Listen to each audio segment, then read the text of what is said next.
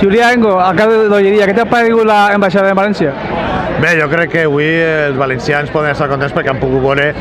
un acte de les festes de l'Olleria, en aquest cas l'ambaixada Moro. Jo crec que els dos ambaixadors i els dos capitans també, i tots els festers de l'Olleria, no?, que han vingut avui així, doncs han pogut,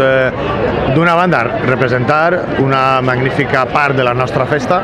i els valencians i tots els turistes que hi havia també mirant-ho, doncs, descobrir també com els valencians celebrem, en aquest cas, aquesta història moro-cristiana que tenim. Moltes gràcies.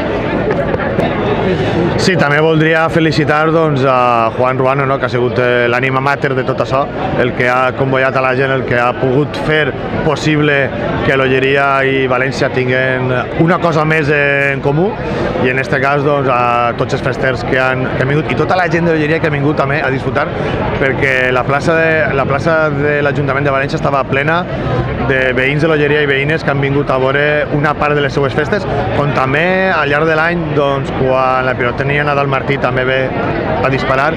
i els veïns de l'Olleria venim a donar suport a la nostra gent, i jo crec que això és una cosa d'agrair. Així és que donar les gràcies a la Federació Valenciana de Moros i de Cristians per haver-nos convidat enguany. Gràcies.